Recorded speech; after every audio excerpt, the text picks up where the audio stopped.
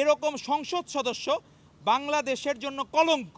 আপনাদেরকে আমরা ২৪-এর গণ অভ্যুত্থান পরবর্তী সময়ে আমরা আগে অনেকে আছে না যে টাকলা মুরাদের কথা বলতো, মুরাদ তো আসলে বর্বর মুরাদ বলতে হয়, টাকলা বললেও তো তার একটু প্রমোটেড হয়। তো এরকম বর্বর মুরাদদেরকে দেখতাম যে বিভিন্ন সময় মিডিয়া ব্যক্তিত্ব থেকে শুরু করে বাকিদেরকে মিসইউজ করতো। তো আমরা ২৪-এর গণ অভ্যুত্থান পরবর্তী সময় মনে করছিলাম যে আমাদের যারা ২৪-এর গণ অভ্যুত্থানের শক্তি বলে আমরা বিবেচনা করি, তাদের যে এত চারিত্রিক স্খলন, এর তো বিরল ঘটনা। ৭১ সালে দেখতাম যে তখন হলে আমরা শুনেছি যেটা ইতিহাসের পাতায় যে ৭১ সালে যত বই পড়ে জেনেছি বা সত্যিকার ইতিহাস খুঁজে যেটা জেনেছি যে তখন ধর্ষকের ভূমিকায় ছিল তৎকালীন জামায়াতে ইসলামীরা, তখন রাজাকার আল বদর আল শামসের ভূমিকায় ছিল তারা। তো আজকে তাদের মধ্যে এরকম যে পেতাত্তা ভর করলো যে ৭১-এর যারা এরকম ধর্ষকের ভূমিকায় ছিল, খুনিদের ভূমিকায় ছিল, আমাদের দেশপ্রেমিক মুক্তিযোদ্ধাদের হত্যাকারীরা ছিল, এখন তাদের পেতাত্তারা কি বর্তমান সময়ে যারা জামাত ইসলামী করে তাদের উপর ভর করলো কি না? আমরা শুনেছি যে জামাত বলে ইসলামের কথা, তারা নাকি ইসলামকে প্রকৃত ইসলামকে ধারণ করে, কিন্তু প্রকৃত ইসলামের নিয়ম হচ্ছে কোনো যদি অবিবাহিত পুরুষ বা নারী ব্যভিচারে লিপ্ত হয় তার পানিশমেন্ট হবে ১০০ বেত্রাঘাত।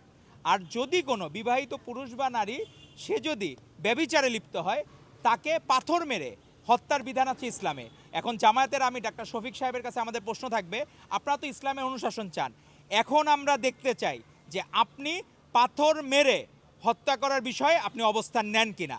আপনি কি সাধারণ জনগণের পক্ষে অবস্থান নেবেন, নাকি মুনাফিকি চরিত্রের পক্ষে অবস্থান নেবেন, দর্শকের পক্ষে অবস্থান নেবেন, ব্যভিচারকারীর পক্ষে অবস্থান নেবেন, সেটি বাংলাদেশের মানুষ এখন দেখতে চায়। আমরা দেখলাম যে গত দিনের যে ঘটনা, ড্রাইভারকে পর্যন্ত তারা হুমকি দিচ্ছে এবং ড্রাইভার বলেছে তার নাকি শুধুমাত্র এই অপ্রাপ্ত বয়স্কা নারীদের সাথে আরও অনেক ভিডিও আছে। আমাদের ভিডিও ইম্পর্টেন্ট না, ইস্যু হচ্ছে ন্যায় বা অন্যায়। আপনি জামাতি ইসলামের রাজনীতি করেন, ধরলাম আপনি ইসলামী, আপনি ৫ ওয়াক্ত নামাজ পড়েন, পর্দার কথা বলেন, দেখলাম একটা ইলেকশনের আগে তার ভিডিও, মানে নারী দেখা হারাম, এইভাবে তারা দেখলাম যে একটা পর্দার এই পাশে সে সাদা পর্দার আর ওই পাশে নারীরা, হঠাৎ করে ইলেকশনের পরে সে নিজেও বেপর্দা হয়ে গেল। কি এক অদ্ভুত বিষয় যে পর্দার এপার ওপার একদম ম্যাসাকার করে ফেললো। এখন কি বাংলাদেশের নারীরা চাকরির জন্য তাদেরকে এভাবে নিরুপায় হইতে হবে?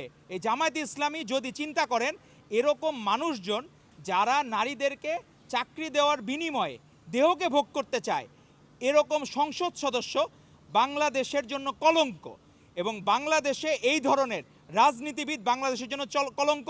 এবং ২৪-এর গণ অভ্যুত্থান পরবর্তী সময় আমরা দেখলাম না, ২৪-এর গণ অভ্যুত্থানের আগে যারা সোচ্চার ছিল আমাদের বন্ধুরা নাহিদ ইসলাম, সার্জিস, হাসনাত, তাদের কোনো স্টেটমেন্ট এখনো পাই নাই।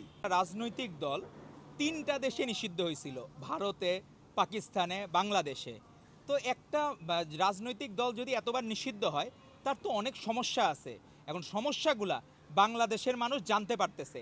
এখন আসে না অনেক সময় তারা কি হইতো যে আমাদের সাথে যখন এলাই ছিল তখন আসে না যে সঙ্গদোষে লোহাও বাসে, এখন আমাদের সাথে তখন যখন ছিল তারা ভালো ছিল, এখন যখন তারা হইলো কি ওপেন হয়ে গেছে, এখন ধরেন প্রধান বিরোধী দল হয়েছে, তখন হইলো অল্প পানির মাছ যখন বেশি পানিতে যায় তখন নিজেও ধরাকে সরা জ্ঞান করে।